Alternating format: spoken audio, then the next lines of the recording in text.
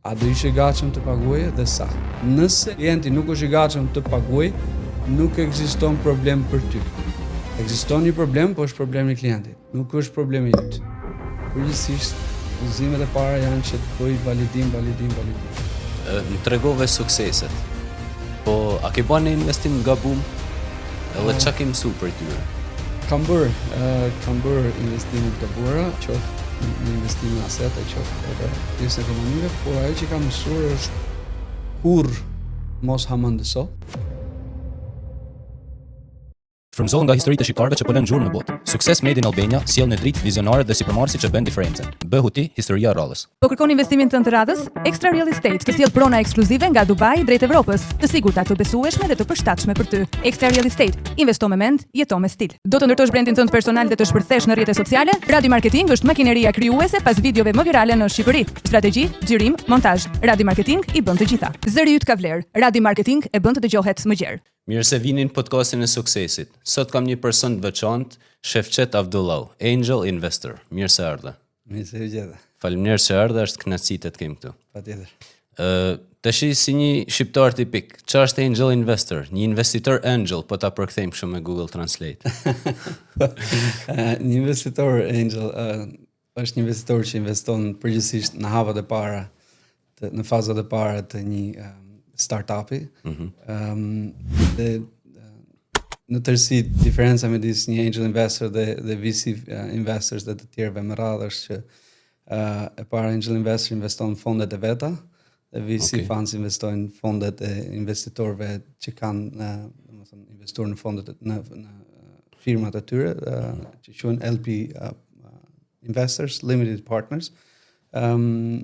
Kjo është, domethënë, në tërësi angel investors bëjnë investime në fazat e para të një startupi, në pre-seed, që është faza e ides, edhe në seed dhe më vonë që është faza e krijimit të MVPs dhe të tjera më radhë. Çfarë duhet ketë një startup ose çfarë shikon ti personalisht te një startup, te një ide? Ka një numër gjërash, por nga më kryesorët që shoh është ekipi. Sidomos në hapat e para, është pjesa e përbërjes së ekipit, duhet të jenë aftësitë që kanë duhet të jenë të ndërlidhura, mos të jenë të orientuar vetëm nga ana teknike për shembull, ose vetëm nga ana e shitjeve, duhet të jenë të ndërlidhur dhe duhet të kenë një farë historiku bashkëpunimi nëse është e mundur në të kaluarën që ja din e njohin integritetin e tyre, njohin etikën për punën dhe tëra me radhë. Këto bëjnë diferencën në vazhdimsi. Pra, kjo është pika më e rëndësishme dhe pastaj është si lidhet problemi që ata duan të zgjidhin me ta. Pra, mos të marrin një ide nga askund dhe fillojnë e bëjnë diçka vetëm për lek. Sepse startupet janë të vështira në tërësi për të zhvilluar. Nuk janë të lehta. Në krahasim me ato bizneset e tjera që në tërësi janë, diferenca është që kanë një model, bizneset e tjera të stabilizuar kanë një model biznesi dhe thjesht ekzekutojnë një model biznesi. Ndërsa startupet do jetë një punë e madhe për të gjetur një herë modelin e biznesit. Dhe këtu në tërësi nëse ekipi nuk është i ndërlidhur mirë me aftësitë me njëri tjetrin dhe nuk ka një lidhje të fortë me problemin, pra nuk kanë një qëllim pse po e bëjnë atë gjë, do heqin dorë gjatë rrugës. Dhe kjo është, domethënë, një nga pikat kryesore që shoh që a kanë ata lidhje me problemin që po mundohen të zgjidhin. Pastaj ka të tjera, domethënë, sa i madh është madhësia e tregut, produkti, ka një formë mbrojtje për mbrojtje të pronësisë intelektuale të tjera me radhë.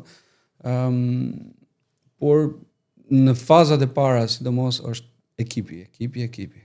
Super. Që t'jesh një startup interesant, a duhet se s'bën të kesh një ide kështu brillante apo mundesh me marrë një model biznesi ekzistent edhe ti fut diçka të re, një element të ri? Në tërësi që dua të ndaloj pak tek këtu të shpjegoj termin startup sepse e shoh që në gjithë ekosistemin shqiptar ka një numër që quajnë veten startup, por që nuk i përmbahen për kufizimit. Domethënë që një kompani të quhet startup, gjëja, kërkesa më kryesore është që biznesi që ata po zhvillojnë mos për gjenerimin e të ardhurave më tepër, mos ketë varësi drejt për drejt me rritjen e numrit të punonjësve.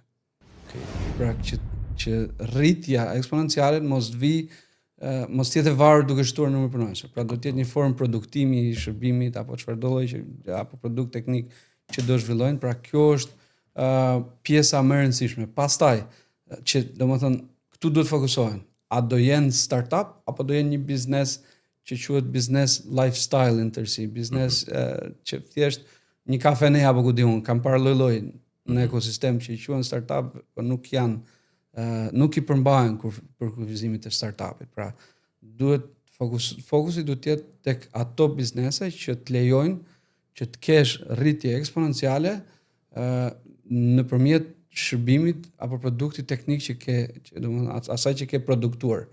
Jo nëpërmjet shtimit të numrit të punonjësve. Ndryshe je i limituar tërkohës dhe nuk do zhvillosh. Është okay që të jetë një biznes lifestyle, por mos prit që të marrësh investime, mos prit që të bësh ndryshim jete. Maksimumi do të gjeneroj 1, 2, 3 rroga në vit të mira ndoshta, por nuk do jetë biznesi që do bëjë ndryshimin e jetës me të ardhurat që do të nxjerrin në fund të gjithë ciklit. Të rikthehemi tek ajo pyetje që bëre për iden. Ideja thash është e rëndësishme që të ketë lidhje me ekipin, pra me personin që po mundohet ta zhvilloj, dhe nuk është e rëndësishme është gjithashtu që të jetë diçka që do bëjë një ndryshim rrënjësor diku. Pra, jo thjesht jetë shtesë e diçkaje. Duke bërë këtë ndryshimin rrënjësor, do ketë avantazhin që do peshoj nga ana e vet tregun. Kjo është rëndësishme. Pastaj ideja në tërësi nuk do jetë kurrë ajo që fillon. Domethënë gjatë rrugës ideja do ndryshojë në shumë faza dhe përgjithsisht do jetë një balancim i kërkesave të klientëve dhe orientimit të tregut. Pra, derisa të formsohet si ide përfundimtare dhe që do të thotë në atë pikë ti ke arrit të gjesh modelin e biznesit. Dhe pastaj vetëm riekzekuton të njëjtin model biznesi dhe quhet scaling up, që është faza tjetër e rritjes. Domethënë, pra nuk ka shumë rëndësi ideja fillestare. Mjafton që ajo që do të bësh do bëj një ndryshim, një impakt shumë të rëndësishëm në fushën ku do e sjellësh. A ka më shumë pesh tek ti si angel investor ose si juri në shumë kompeticione startupet? A ka më shumë pesh një ide shumë e bukur, shumë e mirë, apo një MVP? A duhet ta kemi një stereotip, një model të idesë tëme? Përpara se sa të bësh MVP, në ajo që ka më shumë rëndësi është që unë kam bërë dhe një masterclass për këtë, është validimi i idesë. Okay. Domethënë, përpara se sa të vazhdohet me krijimin e një MVP e një produkti, duhet bëhet validimi i idesë. Dhe shkurtimisht, për mos i fut tër masterclassit, por shkurtimisht, gjithë ideja është që përpara se sa të zhvillosh, do të shkosh dhe domethënë po mendon një problematikë të caktuar që e ka një tip klienti të caktuar. Duhet të shkosh dhe të flasësh me klientin. Dil nga zyra, merr në telefon, çfarëdo që duhet bësh, duhet përballesh me klientin. Dhe ta pyesësh, unë mendoj se ky është problemi. A e ke ti këtë problem apo jo? Nëse e ke, si po e zgjidh aktualisht? Çfarë të pëlqen, çfarë nuk të pëlqen nga zgjidhja aktuale?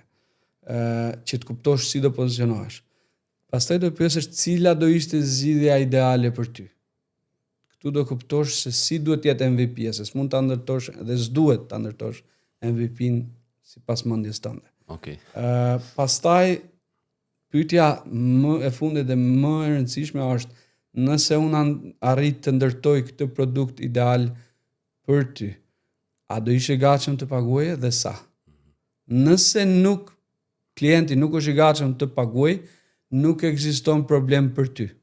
Ekziston një problem, po është problemi i klientit. Nuk është problemi yt. E kuptova. Super.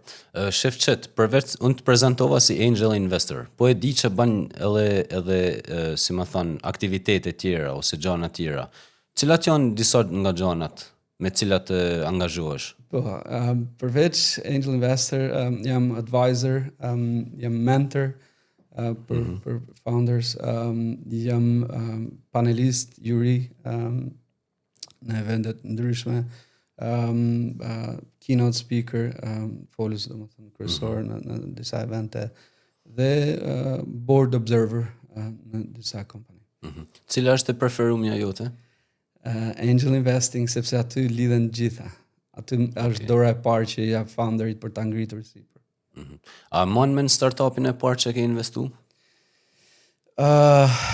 Startupin e parë, unë kam nis pak rrugtimin jo në fazën e parë, investimet e parë që kam bërë nuk ka qenë në kompani që ka qenë në fazat e hershme, ka qenë në fazat e pre-IPO që quhet, para daljes publike.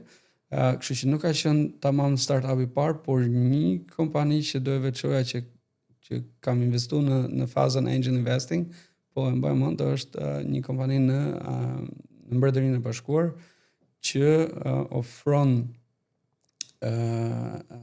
zgjedhje për pagesat, pra i ofron lirinë e zgjedhjes klientave për pagesat, dhe quhet hands-in, është split payments, domethënë shërbimi që ofron. Interesante. Me që më thete pjesa rrugtimit, jam kurioz me ditë si e ke nisur. A ke pas në biznes që në fazat e hershme të rrugtimit tënë? Domethënë, nëse kthehem shumë pas, ka pas plot gjëra që kam bërë që nga mosha e gjimnazit dhe ndoshta edhe më herët. Janë gjëra të vogla që ndoshta nuk duhet me fut, por domethënë kam pas bërë aktivitete të ndryshme që në atë moshë, si tipit krijimi i këtyre CD-ve të muzikës, ose marrja me fotografi, dhe kisha bërë një marrëveshje me një në Fier, një fotostudio që më bënte zhvillimin e fotove dhe domethënë me çmime më të lira se sa ja ofroja atyre që fotografoja. Pastaj në vazhdim kam bë projekte të ndryshme,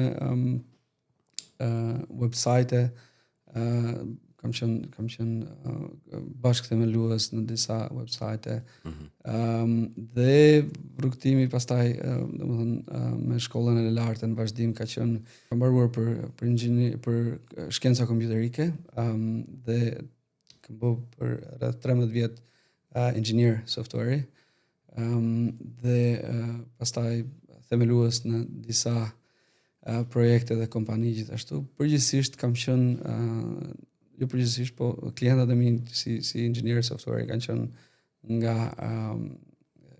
klient jashtë Shqipërisë. Dhe aty dhe kam marrë këtë kulturën në tërësi për operacionet e kompanive dhe drejtimin, edhe pastaj hapa kompanitë e mia këtu në Shqipëri, deri para 4 vjetësh kam qenë në drejtim, dhe para 4 vjetësh kam bërë shkëputje nga drejtimi aktiv dhe kam qenë vetëm në investimet. Interesante ka qenë që kur u futa të bëja investime parte kjo kompania që thash për IPO,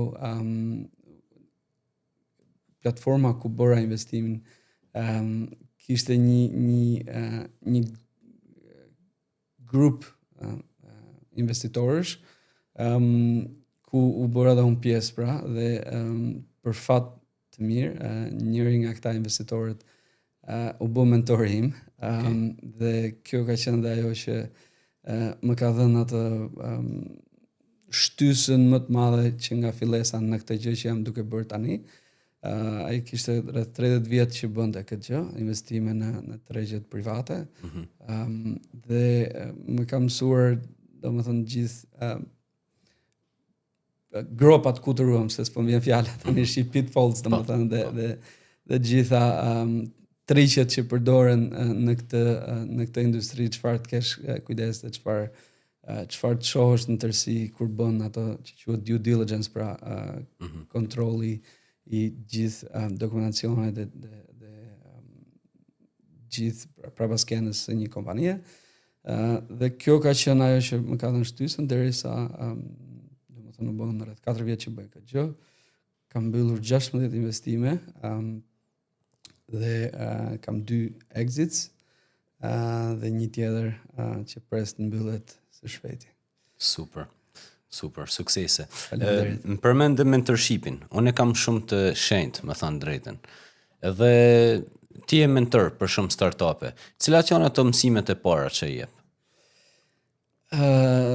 Përpara se sa të filloj të jap mësime, mundohem të kuptoj ku janë aktualisht dhe ku duan të arrijnë.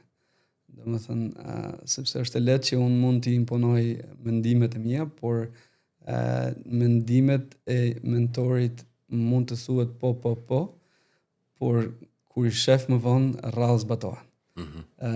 Duhet që dikush të arriti zbatoj, duhet të kuptosh rrugën dhe mënyrën e tij dhe të japësh udhëzime sipas asaj që ai mund të ndjek. Dhe përgjithsisht udhëzimet e para janë që të bëj validim. Feedback non-stop nga klientët. Kjo është gjëja më e rëndësishme që mos të eci, sidomos kur janë themelues për herë të parë. Që nuk e din se çfarë i pret gjatë rrugës. Ndërsa kur je themelues për 2 të 3 dhe më radhë e ke kuptuar pak a shumë, por themelues të herëve të para nuk e din që duhet çdo gjë të vijë nga klienti dhe jo nga ajo që ti mund të kesh në mendje. Ti mund të bësh produktin më të mirë të mundshëm në botë, por nëse s'ka persona që janë të gatshëm paguajnë për të, thjesht ke humbur kohën, ke humbur kapitalin, ke humbur çdo investim të mundshëm në atë gjë. Dhe s'duhet kur të nisesh nga një anë, por duhet të nisesh nga ana e klientit. Të pyesësh çfarë pret dhe domethënë çfarë i pëlqen, çfarë nuk pëlqen. Ky cikli i marrjes feedbackut nga klienti i vazhdueshëm është ai që bën diferencën midis diçka të suksesshme apo jo të suksesshme, sepse përgjithsisht ajo që ndodh është që bëjnë produktin, ka X probleme, investojnë që të sjellin klienta pa krijuar një raport paraprak me ta, pa krijuar atë lidhjen psikologjike me klientin që ai të ndjej në një farë formë, thonë sa detyrimi për të ndihmuar, për të dhënë opinionin e vet se çfarë i pëlqen apo nuk i pëlqen, dhe pra investojnë, sjellin këta përdorës që janë komplet huaj me ty, nuk kanë një raport të lidhur, e përdorin, nuk e përdorin dhe ikin mirëpafshëm. Dhe kjo është pra ajo investimi i kot i kapitalit, sepse humbet. Dhe termi që përdorëm në këtë në anglisht është leaky bucket, në shqip mund të bëj një kovë që ka vrima. Që rrjedh. Sa do ujë ti hedhësh, nuk do mbaj. Duhet të rregullosh kovën. Dhe për të rregulluar kovën, duhet që të flasësh me këta që i din ku janë vrimat. Pra çfarë i pëlqen apo çfarë nuk i pëlqen nga produkti yt, të përmirësosh produktin që në vazhdim pastaj çdo investim që do bësh të qëndrojë, pra të ketë përdorim për produkti. Kjo është rëndësia më e madhe. Nëse klientat vinë dhe tikin, ajo që quhet churn në anglisht, pra që është braktisja e produktit tënd, je i destinuar që të humbësh. Dhe këtë duhet ta kenë me patjetër në kujdesin më të madh. Të kuptova. Më tregove sukseset. Po, a ke bën një investim të gabum? Edhe çka ke mësuar prej tyre? Kam bër investime të gabuara, qoftë në investime në asete, qoftë edhe në pjesën e kompanive, por ajo që kam mësuar është kur mos hamendëso. Çdo gjë duhet ta qartësosh që nga fillimi, qoftë në raportet që do krijosh me partnerët apo bashkëpunëtorët që do kesh, kur mos hamendëso, se dikush do bëj diçka, pavarësisht se kush është apo sa jaft apo çfarë mirë është, domethënë mund të paraqesë karakteri i tij, duhet qartësohesh dhe mundësisht edhe ta dokumentohesh në kontrata. Dhe mos vepro në vrullin e atij optimizmit që të merr në momenti. Jepi pak kohë gjës që të qëndrojnë mendimet e tua dhe nëse pas 1-2-3 ditësh përsëri do jesh po aq entuziast sa ishe në ato momentet e para, do të thotë që ka diçka që mund të jetë konkrete aty. Do ta shohësh më tepër. Duke investuar në shumë startupe, fillon e krijon besoj edhe një lloj patternit, një lloj instiktit. Ti si investitor, si më thonë, sa përqind ka pesh tek ti instikti jot, edhe pjesa e dokumentacionit e pjesa logjike, po themi. Si ndon, si balancon? Unë do flas se si shoh unë gjërat, por jam edhe partizani i asaj që kur nuk mund të parashikosh suksesin.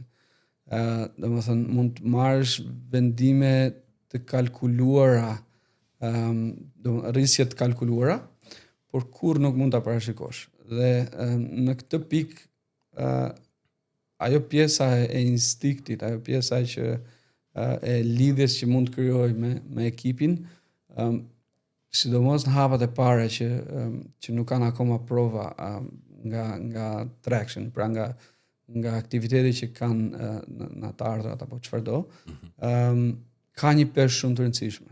Në qoftë se nuk e ndjej atë lidhjen me ekipin dhe nuk shoh që janë persona që kanë orientim për qenë coachable, pra që kesh mundësi ti trajnosh, të jenë persona që të jenë të hapur, mos eci me idenë që unë do e bëj këtë kështu se e di unë, por të eci me idenë që unë mendoj se kjo gjë klientat e duan kështu, do ta provojmë, do ta testojmë. Pra kjo është një pikë shumë e rëndësishme që të kuptoj, pra janë coachable, sepse nga aty fillon çdo gjë. Nëse janë coachable, çdo gjë që mund kesh ti si bagazh për t'ia u hedhur përsipër, do thjesht do shkojnë kosh. Dhe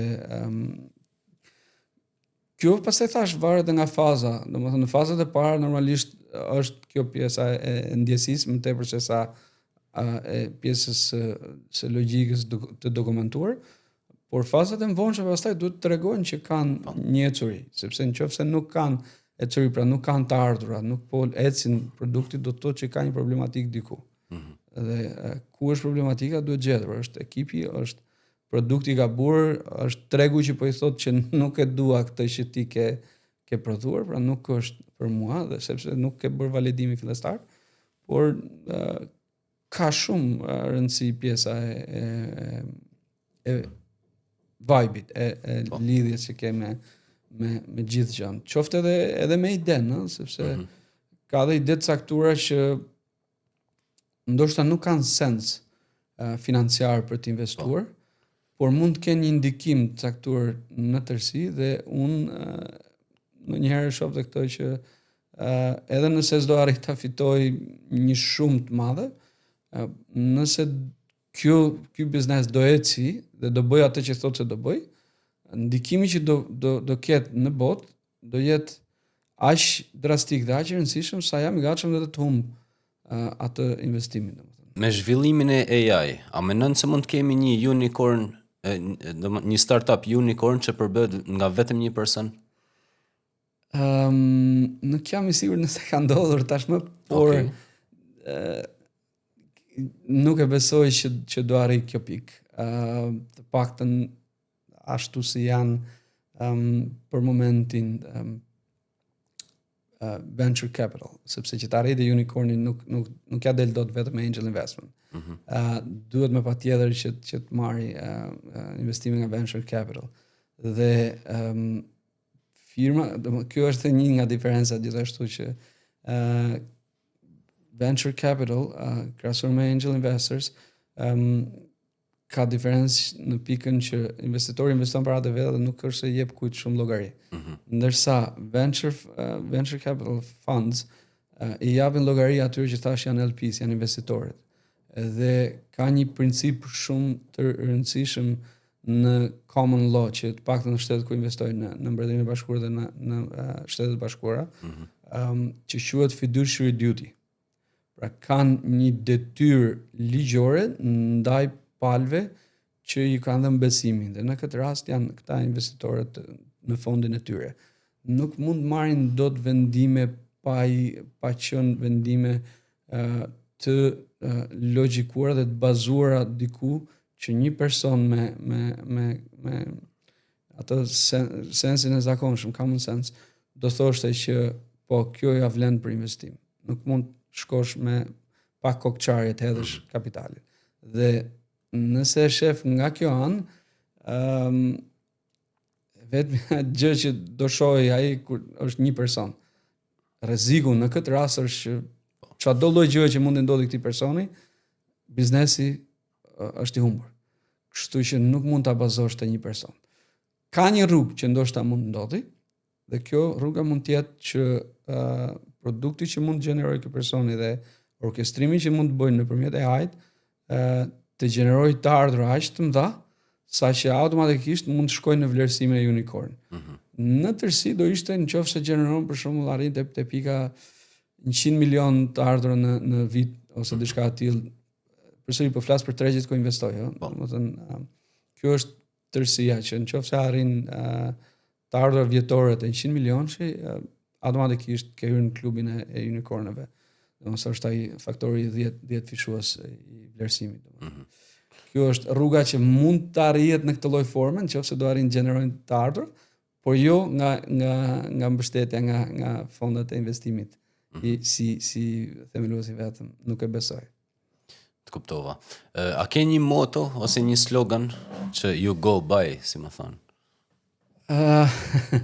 Nuk është se kam ose një filozofi jetët. Ose investimit. Përgjithsisht janë tre gjëra që fokusohem të zbatoj dhe vetë dhe që ja u them edhe atyre që mentoroj edhe kudo. Marrja e përgjegjësive, accountability, që quhet domethënë, mos prit nëse je i caktuar në një rol, në një pozicion caktuar, mos prit që dikush të thotë, domethënë, nëse duhet bësh diçka caktuar, do të rrisësh fitimet me X%. Mos prit që të thotë dikush se si ta bësh ata. Okay. Por merr iniciativën vetë dhe gjej rrugën se si ta bësh. Dhe duke bërë këtë gjë, do fitosh aftësi dhe vetbesim në pikën që do bëhesh i pasvendësueshëm për vetë kompaninë, por edhe për suksesin tënd. Pra kjo është një nga pikat që domethënë kurrë mos i hidh fajin dikujt tjetër për atë që duhet ta bëje, do ta gjejë ti rrugën, pra edhe mos prit që të tush shenjë me lugë të goja. Domethënë gjeje mënyrën. Ka një mënyrë, vetëm gjë që do të bësh është të shohësh ta gjesh se cila është. Tjetra është nuk ka kohë perfekte. Asnjëherë. Kështu që çado që ke, sado e shpifur, sado e copëzuar, çfarëdo që të jetë, hidhe testoje.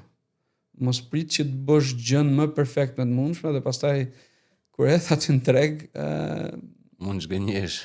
Korrizhabave, sepse nuk ka interes nga ana tjetër. Domethënë ke rënë dashuri me produktin, gjë që është shumë e rrezikshme, me atë që do të realizosh, pa e kuptuar nëse vërtet është ajo që edhe të tjerë duan. Kjo është shumë kritike që mos biesh pre asnjëherë, dhe janë tre gjëra që i shoh shumë domethënë të rëndësishme në atë përditshmërinë time në radhë parë dhe pastaj ja u komunikoj dhe të tjerëve domethënë. Atëherë, te startup-e shqiptare, sa potencial shikon? Edhe kam pa një problematik personalisht, më korrigjon nëse kam gabim. Shikoj shumë veta që shkojnë në turnament, në evente startupit ose në për kompeticione e tjerë, thjesht me marr lek. Atin me marr lek edhe me fut te xhepi edhe kaç. A është e vërtet kjo apo është perceptim i gabum? Deri diku është e vërtet. Unë bë se nuk kam interes drejt për drejt të investimit për momentin në Shqipëri, jam duke pa disa nga startupet tu që janë përgjithsisht me orientimin për në tregjet ku investoj aktualisht, por u bë një 6 muaj që kam filluar një iniciativë që është një form of giving back, për me ndihmu sa të mundem me ekosistemin që të krijohet ajo vala e parë e këtyre founders që bëjnë exit dhe pastaj fillon ato që quhet flywheel effect, që këta që bëjnë exit përgjithsisht çfarë do bëjnë do vinë do investojnë përsëri dhe vazhdon ai cikli. Por pra u bë 6 muaj që kanë filluar këtë gjë për më dhënë një dorë kësaj, për më dhënë një ndihmën e parë, ndoshta e arrim. Dhe kam vënë re këtë problematik dhe e shoh edhe në tregun e përgjithshëm të Bashkimit Evropian, jo vetëm në Shqipëri, që është ky që quhet skllavërimi ndaj granteve. Dhe çdo gjë e bëjnë me synimin për të marrë grantet dhe jo me synimin për të bërë zgjidhje reale që njerëzit që e kanë si problem janë gatshëm të paguajnë për të. Kjo vetëm gjë ndoshta gënjejnë, jo ndoshta, por absolutisht gënjejnë veten se do bëjnë lek nëpërmjet kësaj rruge, sepse ato lek vinë dhe ikin shumë shpejt, si në çfarëdo lloj gjëje ti hysh llogaris, qoftë si është pica, si ndahet e çfarë bëhet, apo qoftë edhe si do ta justifikosh vazhdimin e të tëra me radhë. Pra çdo lloj makinacioni që mund të fantazojnë se do duhet dhe do jenë detyruar të bëjnë, nuk do i çojnë në përfitim. Kështu që gjithë ai mundi që shpenzojnë koha dhe ndoshta edhe kapital për të gjeneruar ato dokumentacion që kërkohet dhe për tëra me radhë, nuk është kurrë me kthim në investimin që bëjnë. Nuk janë në përfitim. Gjëimi vetëm që kam është që të fokusohen, të ndërtojnë produkte dhe zgjidhje për probleme reale në treg, për cilat njerëzit janë gatshëm të paguajnë. Dhe grantet t'i shohin si një formë karburanti për t'i dhënë shtys asaj që do ndërtojnë. Jo si një formë përfitimi, pra qëllimi vetëm të jetë përfitimi nga grantet, sepse sado që ti bësh, do i bësh një herë, 2 herë, ja do ndrosh emra, do bësh bajat. Dhe ndoshta ka disa që janë bërë edhe bajat. Dhe në fund do kuptohet kush është ai që ekzekuton dhe vërtet arrin sukses dhe kush është ai që vjen vërdall për grante dhe kur nuk do të rreqet dot një investim nga investitorët duke ndjek këto strategji. Pra e ka djeg kartën e vet, e ka djeg karakterin e vet. Nuk investon kush tek ty nëse shef që synimi vetëm është që ti të përfitosh nga grantet. Super. Shqyqyr që e tha, unë kam kohë që e them këtë gjonë, po e tha dikur që është adapt për këtë punë. Përveç pjesës e këtyre që sa po diskutum, a kanë potencial startupe shqiptare? Ose shqiptar të rritë, po themi? Është një arsyeja pse ju futa që ndihmojnë në këtë gjë është sepse plotësisht e besoj që kanë potencial. Ku e mbështes këto është e pika sepse ne aktualisht eksportojmë shërbimin e krijimit produkteve për kompanitë huaja. Kemi plot kompani që zhvillojnë në tregun shqiptar software dhe me radhë dhe që shesin, pra zhvillojnë për kompanitë e huaja. Brenda këtyre kompanive ka asete që po t'ju jepet një shkëndije vogël, dhe kjo është ndoshta edhe një projekt i imi arshëm nëse do joshem shumë për ta realizuar, por kjo është një temë tjetër diskutimi, por ka asete që po t'i jepet shkëndija dhe t'i jepet mundësia, mund t'i zhvillojnë produktet. Gjithashtu dhe nga ana tjetër, kemi kompani që ofrojnë ato që quhet business process outsourcing, shitje. Dhe nëse krijohet ky bashkim i të dyja anëve, ke një kompani që mund të ecin. Vetëm ajo që ngjelet është që të jetë mentaliteti global. Që kur ta ndërtojnë produktin, të jenë me synimin për tregjet përgjithsisht nëse synojnë tregun e Amerikës, e kanë shumë herë më të lehtë se sa synimi i tregjeve të tjera, sepse unë tash kam punuar me jashtë dhe përgjithsisht Amerika ka qenë një nga pikat kam pas një numër të madh klientësh si zhvilluar software me radhë dhe edhe bachelor që kam mbaruar është dhe në tërësi kam ndjek kulturën amerikane. Pra, ka një dhe vetëm gjë që pëlqej aty është se ka një diferencë me pjesën e madhe të botës.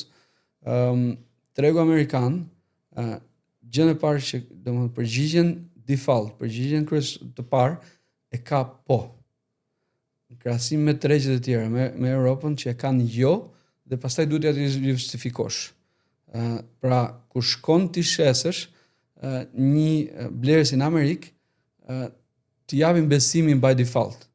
Derisa i tregon të kundërtën. Okej. Ndërsa tregjet e tjera e Europës, për shembull, duhet t'ja krijosh besimin. Po. Dhe pastaj, domethënë, është ajo pjesa e vazhdimit. Pra është shumë diferencë e madhe në shitje kjo gjë. Kështu që tregu amerikan të mirëpret nëse je real në zgjidhjen që po ofron, pra i ofron vlerë. Është dhe një treg që i filtron shumë lehtë ata që janë me mendjen e manipulatorit apo me mendjen e të hedhmi i syve. Sepse kanë këtë kulturën e të qenit drejt për drejt. Nuk kanë atë që ka Europa që të bëjmë diplomaci, jo e ke këtë kështu, po domethënë ai është shef që ajo është e zezë, po kjo është një ngjyrë që ndërsa amerikanët është e zezë. Nuk është domethënë për mua. Kështu që domethënë kjo prandaj mendoj që nëse nisen këto shkëndijat këtu në ekosistemin ton dhe ka edhe një formë bashkëpunimi midis këtyre kompanive për shumë që kanë aktualisht asete që zhvillojnë produkte për jashtë ndoshta me ata që bëjnë me inkubator që nuk kemi për fat keq në Shqipëri dhe është një problematik tjetër që kam diskutuar dhe e risjell me aktorë që janë treg që ajo që kemi quhen akselerator që bëjnë një rol, nuk e bëjnë në tërësi mirëfillti siç bëhet jashtë, por nuk ju vë dhe shumë faj sepse edhe atyre ata do gatojnë me brumin që ju vjen. Domethënë nëse vjen ashtu do gatojnë, do nxjerrin çat munden. Dhe nuk bëjnë dot më të mirën e mundshme. Dhe për të bërë më të mirën e mundshme duhet ato që i mungojnë aktualisht ekosistemit shqiptar që të jetë inkubator të mirëfillt. Çfarë është një inkubator i mirëfillt? Dhe venture studio. Inkubatori i mirëfillt e fillon gjën që nga fillesa, që nga ideja.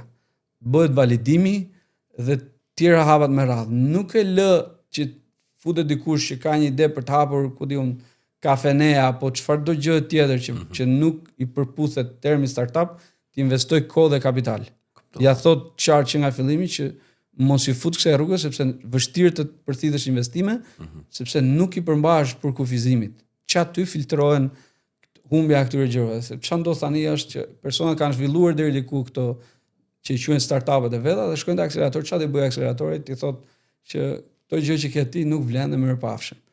Pra duhet inkubator të mirëfillt dhe këto duhet bëjnë nëse mund të bëjnë një thirrje, domethënë pjesa e policy makers, pjesa e agjensive Startup Albania apo kushdo tjetër që mund të ketë ndikim në këtë gjë është që të përthithin inkubator të mirëfillt dhe të bëhet një nxitje për të filluar disa ide në mënyrën e dur që nga fillimi. Dhe pastaj të rriten, pra të bashkohen këto gjërat, këto asetet e zhvillim produkteve me asetet që bëjnë aktualisht shitje në tregjet e huaja dhe krijohet një ekip solid për të ndërtuar dhe për të shitur produktin, pra të përthithin këto inkubator dhe të bëjnë atë rolin e ndërmjetësit për të lidhur këto kompani dhe ndoshta edhe këto vetë kompani mund të kenë interes sepse mund të marrin 1% nga ai biznes që do krijohet. Pra realisht do kenë humbje sepse do japin nga asetet e veta në fillesa, por në fund nëse gjërat ecin, potenciali i përfitimit të tyre do jetë mjaftueshëm i madh po të realizohet suksesi dhe testin gjithashtu ashtu si përshkruar, pra që të jetë një inkubator i mirëfill që ndjek gjitha hapat, validimin, krijimin e MVP-s dhe pastaj për ta kaluar në akselerator nëse do arrit fazën që ka gjetur atë që quhet product market fit, pra produkti që ata kanë prodhuar, tregu po e tërheq, po e përthith, atëherë duhet vetëm riekzekutimi një business model, pra aty duhet kapitali dhe vazhdimësia e rritjes. Dhe njëra rrugë është inkubatorët, e tjetra rrugë është ato që quhen venture studios.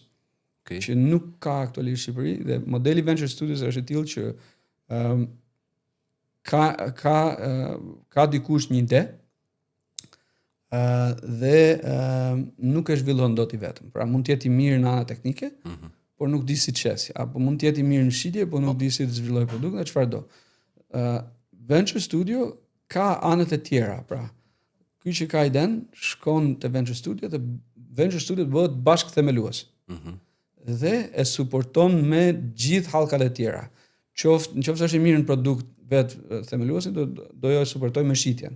Do e suportoj me ndërtimin e operacioneve, pra strukturat operacionale të kompanisë e tëra me radhë. Me lidhjet, bën dhe investimin. Kjo është VC studio, këtë ka që bën dhe investimin për hapet e para. Derisa të arrijë një farë pike që ata mund të fillojnë të ngrejnë fonde për atë kompani. Dhe kjo është një nga hallkat e tjera që bëjnë, është ngritja e fondeve.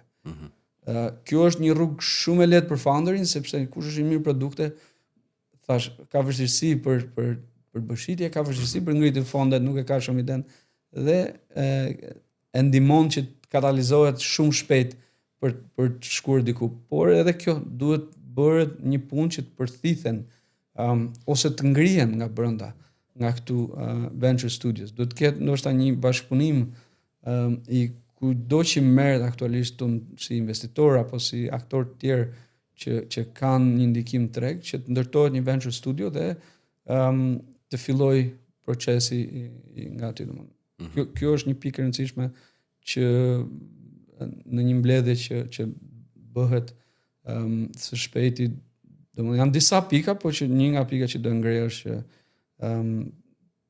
domethënë të fokusohen tek kjo pikë, sepse bën diferencën se sa shpejt do arrijmë sukses. Mund të arrihet suksesi edhe pa qenë këto, domethënë në tentativa të ndryshme, në gjitha këto që un po mësoj, çdo kush tjetër po mësojnë edhe po ndihmojnë, po bëjnë mentorë, se ka plot aktor mirë në treg që ndihmojnë, por thash, nëse nuk dhe një problematik tjetër që shoh është gjithashtu që e kam dëgjuar edhe nga disa nga këto startupet, numri i startupeve vërteta nuk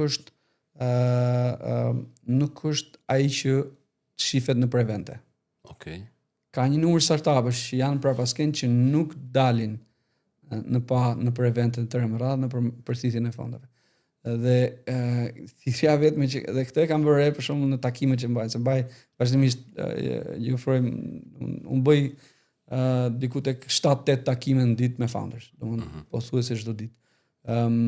Dhe ju kam ofruar dhe pavarësisht se nuk është në fokus për investime në Shqipëri, ju kam ofruar mundësi themeluesve shqiptar që të kenë takime të t'i ndihmoj.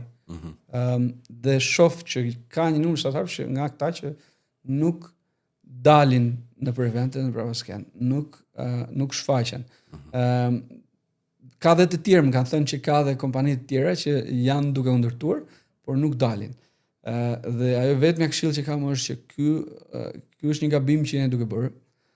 Duhet të dilni jo detyrimisht për të thithur fonde, por për të krijuar lidhjen, për të krijuar networkun tuaj, sepse networku do bëj diferencën nëse do arrini apo jo gjë. Në shumë raste un kam patur kontakte me themelues shqiptar që për çfarë do lloj arsye, domethënë çfarë mundësi kam ti ndihmoj, kam ndihmuar qoftë me këshilla, qoftë edhe di për shembull që Giulio ka një kompani caktuar që i duan X klientë të caktuar, në momentin që dëgjoj për një klient të tillë, unë i bëj lidhjen direkt, i bëj prezantimet. Për ta ndihmuar, nuk pres asgjë nga kjo gjë, domethënë, por këtë gjë mund ta bëjnë të tjerë. këtë gjë kur je I mirë vetëm në teknikisht, të duhet ndihmë në shitje, atëherë këtë ndihmë mund ta marrësh nga një themelues tjetër, që është I mirë në shitje. Po. Dhe kjo në një keynote speech që mbajta në një nga këto eventet e fundit te Demo Day Grepreneur, e bëra shumë qartë që nuk mund të ecësh para I vetëm. Domethënë mund ta realizosh, por do jetë rruga shumë e vështirë. Dhe shembulli që solla është ajo shpreha e Albert Einstein që if you judge a fish by how well it climbs a tree, it will live its whole life, it's an idiot. Kështu që gjithë janë genius, por duhet me gjetë rrugën si me notu, jo si me ngjit pemën. Pra, rruga e vështirë jo gjithmonë është ajo që do të çojë në fund suksesit. Kështu që gjej mënyrë për notuar dhe për ndërtuar ekosistemin tënd rreth. Ndihmo të tjerët dhe prit ndihmë nga ata. Domethënë kërkon ndihmë. Kjo është një sistem që ka funksionuar me mua tërkohën, është që unë thash vi nga baza teknike, software engineer, dhe të mësoj shitjen ka qenë shumë e vështirë, sepse personat teknik shesin me logjik, nuk shesin me ashtu si duhet shesin, që është me ndjenja, me të bësh palën blerëse që të kuptoj se si do përfitoj. Pra ne fillojmë me themi ekrani është I zi, po më të flasim për features ndërsa që të flasim për përfundimet, për realizimet. Dhe ka qenë shumë e vështirë për ta përthith si aftësi. Dhe ajo që kam bërë është që I kam dhënë dikujt këshill nga që e dija që ishte I mirë në shitje, çfarë ndihmë duhet, kam shtrit dorën I pari, e kam ndihmu dhe përdor këtë rregullin jep 30 minuta dhe merr 30 minuta. E kam ndihmu dhe pastaj nga ana tjetër kam kërkuar ndihmë për të kuptuar më tepër për atë që doja të kuptoja, ku kisha ngecur në gjërat e mia. Dhe mentors. Domethënë një gjë që do bëj diferencën midis suksesit apo jo është sa mentor ke për rreth në atë që të duhet mbështetje. Dhe mundohesh gjithmonë që të zgjedhësh mentor që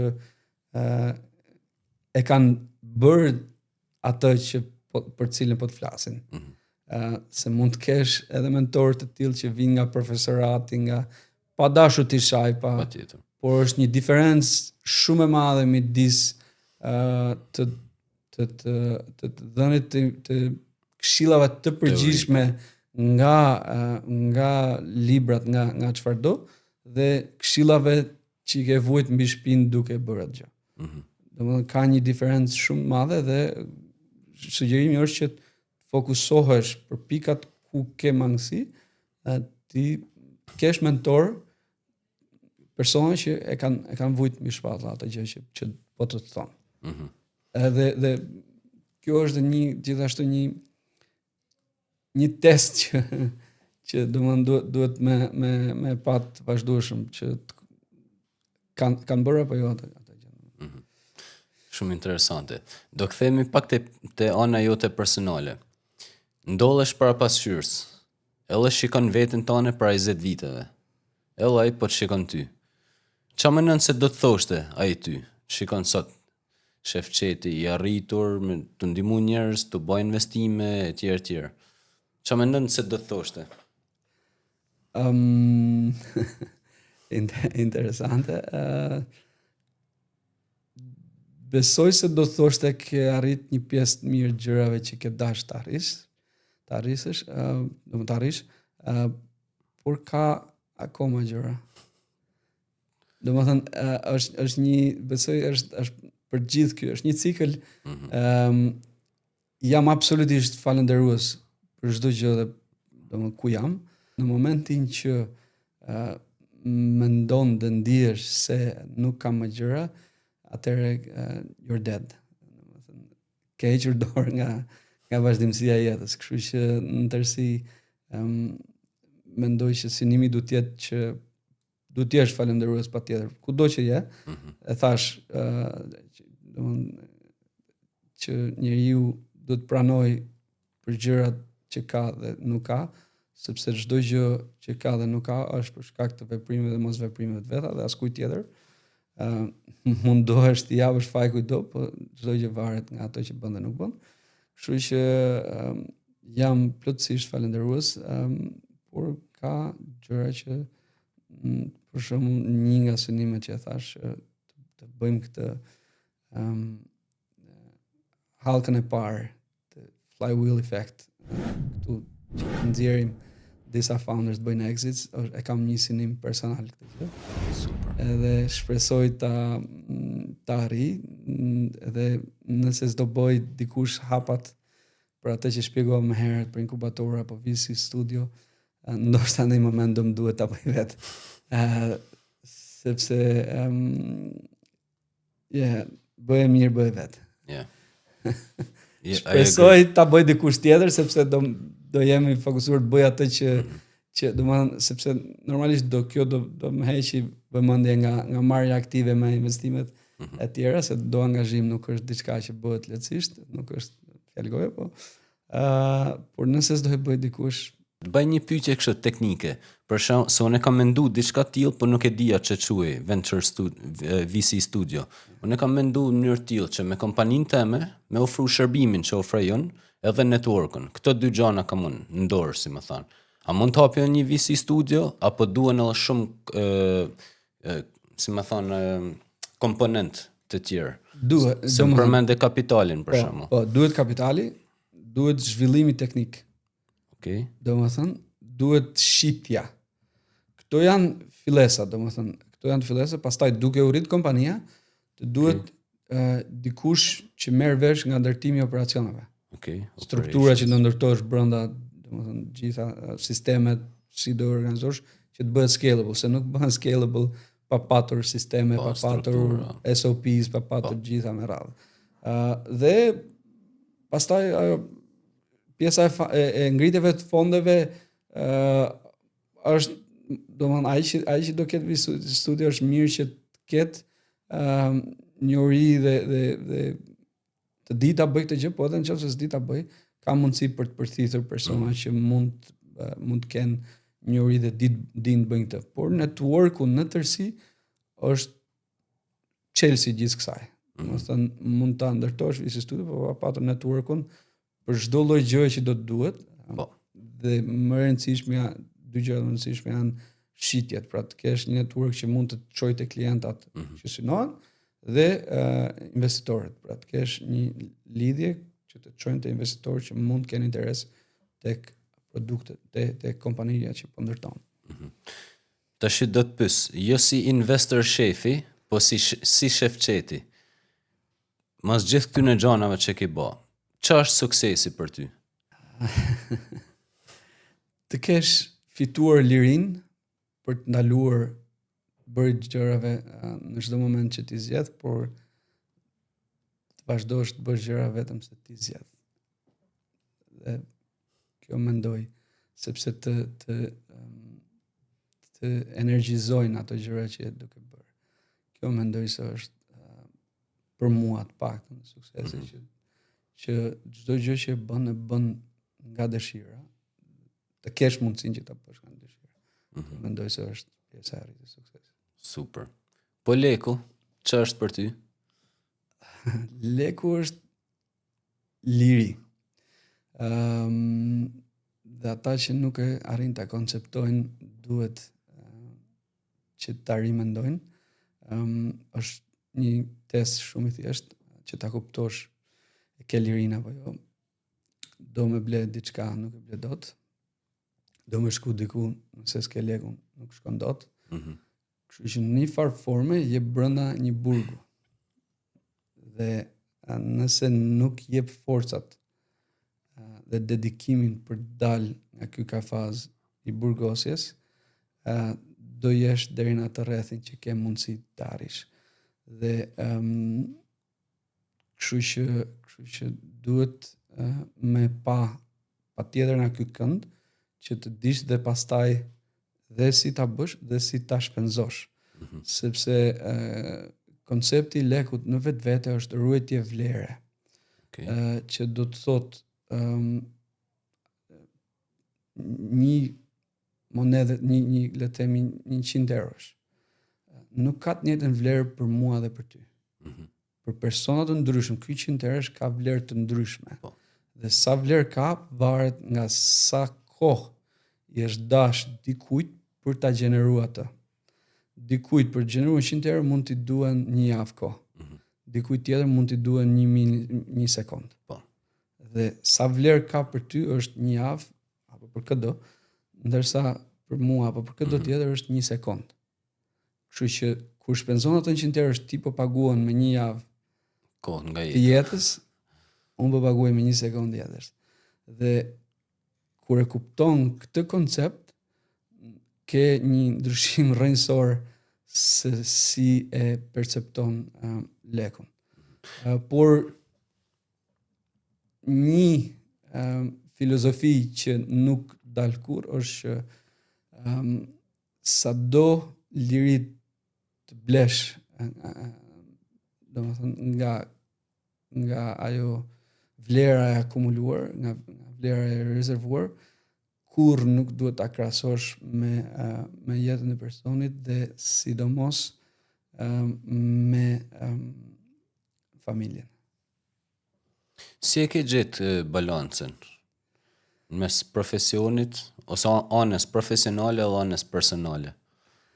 Është një sfidë e vazhdueshme, sepse unë kam pas gjithmonë këtë dedikimin nga ana e punës në tërësi dhe thash është bëj diçka që më pëlqen edhe kur bën diçka që të pëlqen është vështirë që të largohesh prej saj, por kur u bëra baba për të parë, pastaj të dytë edhe domethënë janë ca gjëra që dhe krijon dhe familjen tënde, janë ca gjëra që të detyrojnë të shohësh dhe të kthehesh përsëri. Për fat mirë bashkëshortja zonja më jep një ndihmë të madhe te kjo gjë dhe kam hapësirën time për të bërë ato që duhet bëj. Është e vështirë për t'i balancuar, sepse në të vërtet pyetja do të ishte pse duhet t'i balancosh, do të jetë çdo gjë familja, por ja që duhet me u luftu dhe për të fituar atë lirinë që fola më herët. A është më vështirë me investu tek rritja një fëmijët apo tek rritja e biznesit? Absolutisht, rritja e fëmijëve. Domethënë rritja e fëmijëve kërkon çdo gjë, jo vetëm anën e kapitalit. Kërkon çdo gjë dhe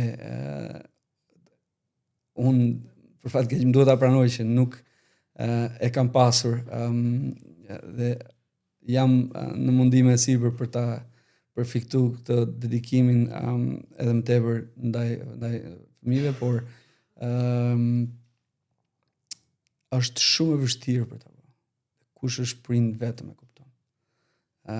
Të tjerët sado që t'ja shpjegosh të më radhë nuk e kuptojnë.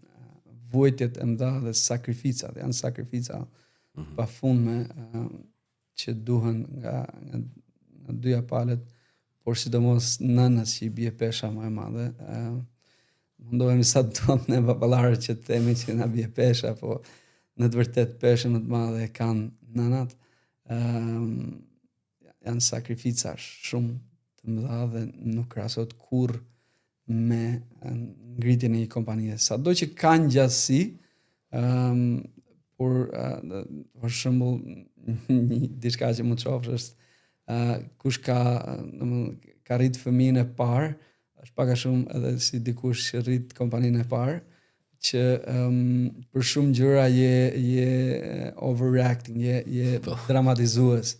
Domethënë mendon se do ndodhi gjë, ndërkohë që ndërsi janë mendjen tënde. Dhe ai që ka bë, domethënë kush ka lind fëmijën e dytë ka kuptuar dhe bëhesh më chill, është më qetësuar në të gjitha këto gjëra. edhe me ai që ka bërë kompaninë e dytë, e tretë me radhë, mund të ketë marrë flak aty. Le të marrë flak thon, sepse e din që është domethënë thjesht pjesë çdo gjë në shumicën e rasteve është thjesht në mendime dhe nuk del në realitet. Po. Vërtet. E thot Seneca këtë. It's worse in your imagination than in your reality. Yeah. Po, sa përqind e kohës tone i kushtohet përmirësimit, libra, podcaste etj. Edhe çfarë do më kishe sugjeruar mu si përmarrës, por edhe që të përgatitem edhe për investitor. Avash. Yeah.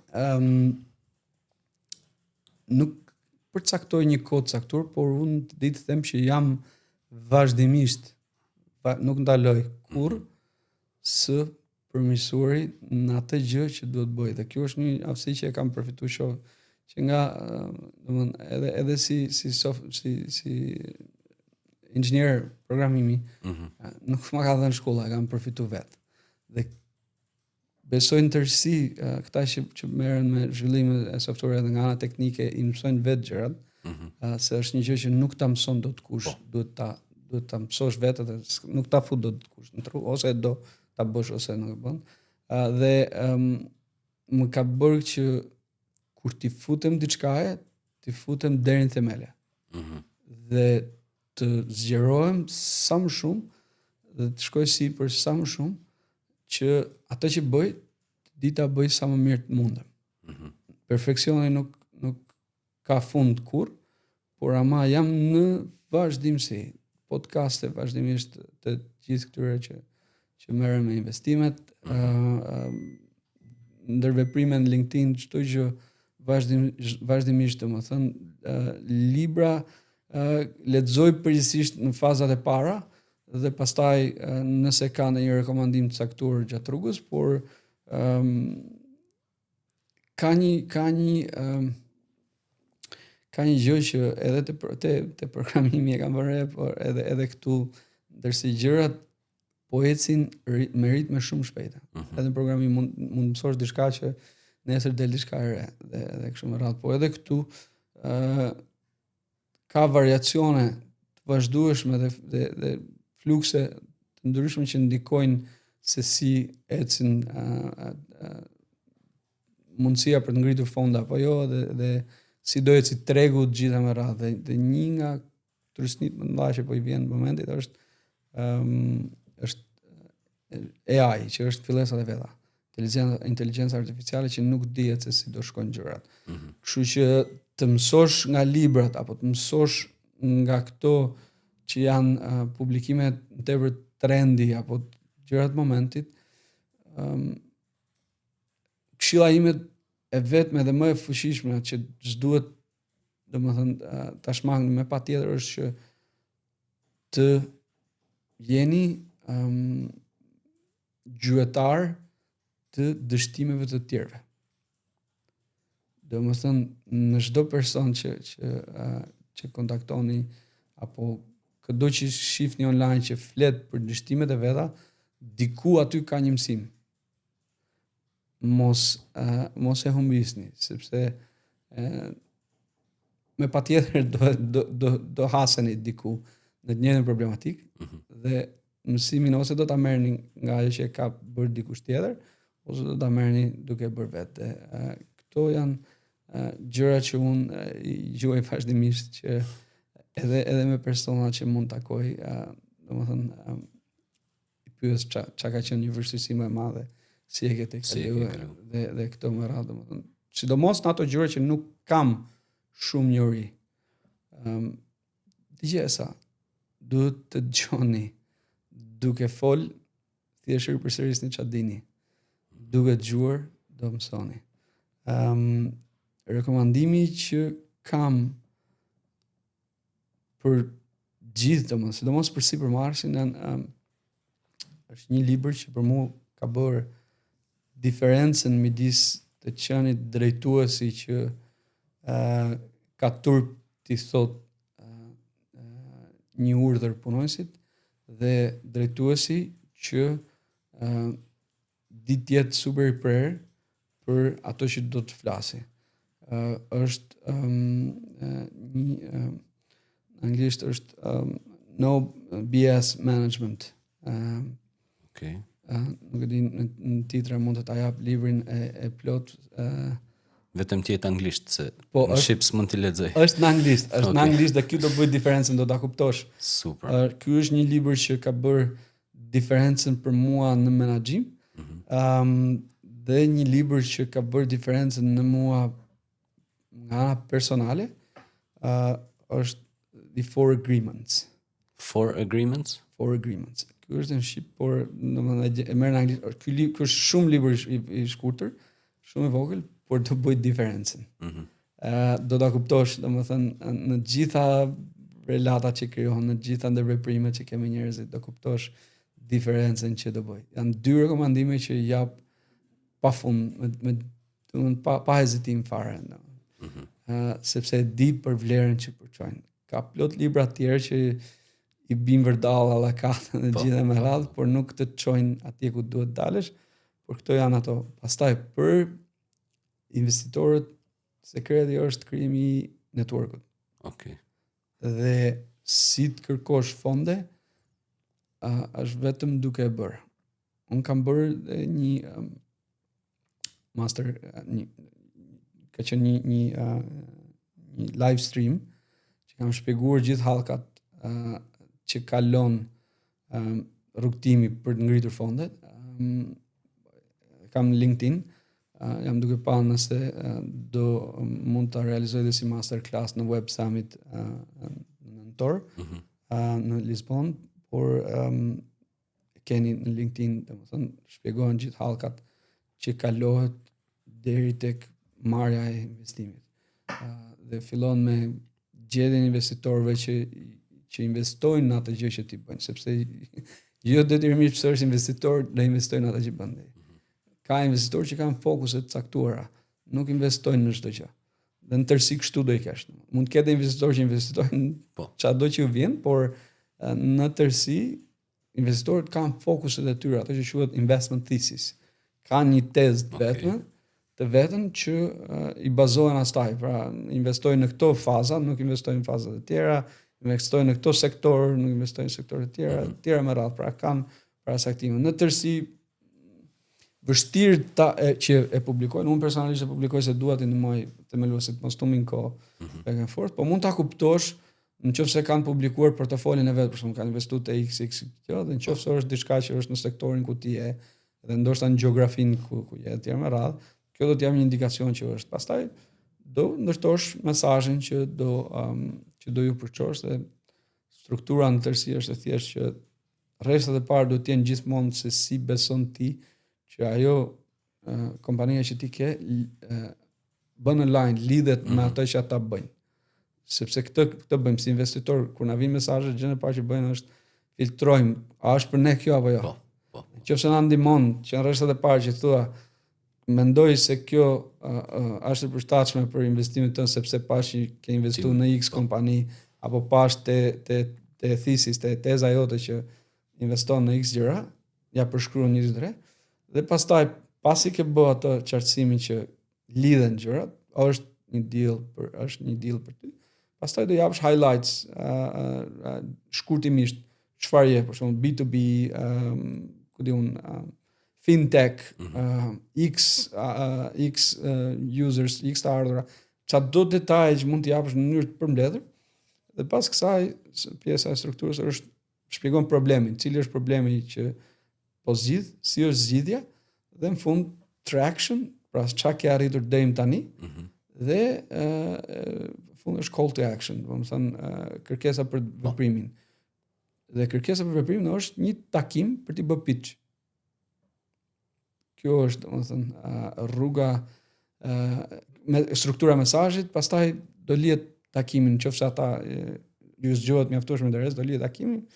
Do bësh pitch gjithmonë ajo që do të kenë gjithë, themelues parasysh është që kur bën pitch, synimi nuk është që ti marrësh përgjigjen po apo jo për investitorit në pitch. Okej. Është që të zgjosh një interes që ai të doj të shohë më tepër ose të kërkoj takime të tjera. edhe pitch decku, edhe pitchi nuk është që ta bindësh investorin të investitoj. Pra është një lloj funnel, edhe kjo. Po, është pjesë e funnelit, pra është një nga hallkat në ndër cilat do shkoj. Dhe është si me do shkosh me dikë, do dalësh me dikë. Nuk i thua do të në takime parë do martohemi. Po. Do i thua do kemi takim të dytë. Po. Kështu që e njëjta gjë është dhe me këtë. Pitchi është ky takim i parë. Do zgjosh interes. Dhe pastaj ose do kërkojnë të bësh demo produktit, ose ajo që ata që janë investor profesional që e din rrugën pak a shumë, se mund të ketë investor që se kanë iden dhe thonë direkt që nga pitchi, mund ndodhi edhe kjo, po nuk është kjo norma, okay? Norma është kjo që po shpjegoj rruga që pastaj ose do të kërkoj demo, ose do kërkoj akses që në tërësi do ta kërkojnë te ajo që quhet data room. Okay. Data room është një folder i strukturuar, dosje e strukturuar me të gjitha dhënat e kompanisë. Okay. Që ata pastaj të kenë mundësi të bëjnë atë që quhet due diligence. Po. Të shohin në detaje që ajo që ti the është realisht ajo që ti ke. Të dokumentuar. Pra, kjo gjë është, dhe pastaj kalon proces dokumentimi, pastaj do të sjellin terms që çka kushtesh po domethënë janë të gatshëm të investojnë, bini dakord, bëhet qoftë dakordsohen gjërat, duhet padur kujdes gjithmonë me termat sepse ka pafund triks nga investitorët që të kyçin dhe për këto gjëra duhet konsultohesh me patjetër me mentorët apo me kënjë që di mirë nga këto gjëra, por edhe me një person ligjor. Okay. Që njeh këto gjëra, mos të jetë ligjori tërësishëm se po s'ka lidhje me fushën, domethënë se ajo që bëjmë në Shqipëri, shkojmë kap një avokat dhe avokati di për çdo gjë, nuk di për çdo gjë. Avokatët janë specializuar në ato që dinë. Dhe nëse thot di për çdo gjë, nuk është avokat i mirë. Edhe kjo gjë duhet të jesh avokati që merren me startupet dhe që njohin çfarë domethënë kuptimi ka secili term që të kanë vendosur, që të mos biesh pre e vështirësive në vazhdim. Ka plot terma që janë të rrezikshëm, që mund të marrin pushtetin e kompanisë. Mund të nxjerrin jashtë loje, domethënë çdo gjëra.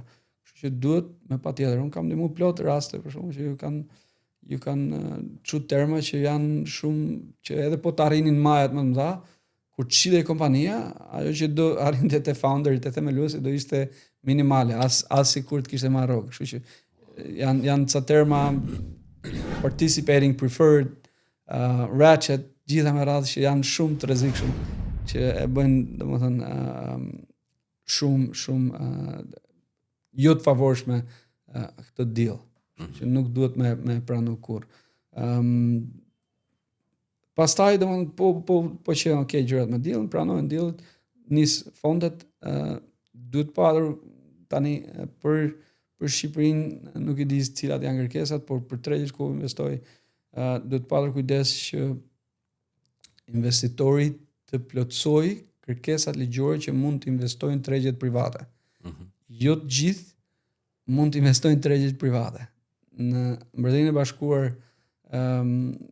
duhet të jesh sophisticated investor, që duhet të kesh një limit të ardhurash vjetore për 2 vitet e fundit. Në Amerikë duhet të jesh accredited investor, që mund të investosh në tregjet private, që do të thotë duhet të kesh një nivel të caktuar net worthy, dhe që mund të investosh. Nëse nuk e ke këtë, nuk investon dot në kompanitë e inkorporuara në këto shtete. Dhe ka shqiptarë që kanë inkorporuar në këto shtete dhe mund të bëjnë gabimin që marrin investime nga investitorë që nuk i kanë këto statuse, dhe ka 2 rreziqe që mund të hasin gjatë rrugës. Për shembull SEC në Shtetet Bashkuara mund të gjobisi dhe të detyroj që t'i kthej fondet investitorit, ajo quhet rescission. Pra nuk intereson fare në çfarë faze je, falimenton, nuk falimenton, po i kthej fondet, thotë kthej fondet sepse ky investitor nuk plotson kushtet. Ose vet investitori nga ana tjetër, duke parë që gjërat secin mirë, ka këtë mundësinë që të thotë mi kthe lekët. Po, nuk merr një risk ai përsipër kur investon? Ai merr patjetër risk, por nëse ti nuk e ke filtruar Okej. që a është, domethënë do të jesh accredited investor, do të ketë 1 million net worth and up, duke përjashtu primary residence dhe ose të ardhura nëse zgaboj është kur je family do të jetë 300 or something and up for last 3 years. Kështu që duhet ti përpara se sa ti ofrosh mundësinë e investimit, të kuptosh është apo jo krediti. Dhe kjo bën diferencën pra. Nëse ka investuar në startupe të tjera, deri diku sinjali është që është krediti. Nëse nuk shef që ka investuar, do e pyesësh do shohësh kushtet që duhet plotësoj për qenë në kreditit dhe nëse plotson kushtet, atëherë mund vazhdosh për të bërë pitchin. Nëse nuk plotson kushtet, nuk ka sens ta vazhdosh sepse nuk mund t'ja marrë dhe nuk duhet t'ja marrësh investimin sepse rrezikon gjatë rrugës që të ndodhin shumë gjëra. Dhe kur bëhet investimi, domethënë kur bëhen ato deal terms, përgjithsisht nëse në fazat e hershme në Amerikë edhe në Mbretërinë e Bashkuar përdorin atë që quhet safe përpara se sa, domethënë dhe aty e ka të përcaktuar që bën deklaratën investitori që plotësoj kushtet e caktuara. Pra jam ose sophisticated investor për në Mbretërinë e Bashkuar ose credit investor për në US. Këshilla e vetme është mos merrni investim nëse investitori nuk plotson kërkesat ligjore minimale për të patë mundësi të investojnë në tregjet private. Super. E fundit, kam shumë pyetje, por kam dëshirë të bëjmë edhe një podcast tjetër. Si ma thonë, komplet teknik, se paka shumë rrugtimin e kuptova. Shefqet, nëse çdo trajnim që ke bë, çdo material që ti ke kriju, çdo mentorship që ke bë, çdo këshill që ke dhënë njerëzve, do ndodhte po themi një blackout, edhe zhduken gjitha. Një teorikisht. Cili do ishte ai mësimi jot kryesor që do i jepje njerëzve? Ose mesazhi kryesor? Rrezik. Dhe kjo është ajo që harrova domethënë çfarë që kishte. Okej. Rrezik, take risks. Asnjëherë e thash nuk përcaktohet përfundimi, suksesi apo çfarë do. Çdo gjë është e paparashikueshme. Edhe ai që thotë që është dhe do ndodhi kështu, jam surprizuar aq shumë jetë sa e kam kuptuar që kushdo që të jep siguri është thjesht idiot mendin e vet. Nuk ka asgjë të sigurt, kështu që domethënë pasiguria është e garantuar. Kështu që merr rreziqe të kalkuluara, nuk po them bëj veprime që janë qartësisht jashtë një sensi logjik, por mos prit që të kesh garanci, sepse edhe kur i ke, asnjëherë nuk janë ashtu siç thuan dhe jepen. Çdo gjë e kupton gjatë rrugës që nuk është vërtet ashtu si ti. Wow. Rreziko. Super. Me këtë fjalë do e mbyllim. Rreziko. Shefqet, ishte shumë kënaqësi me të një gjuhë, edhe me mësu prej tejet, edhe të mirë pres të podcasti rrallës. Faleminderit. Nuk ishim dakord për këtë, po e vëllë. Okej. Shumë faleminderit.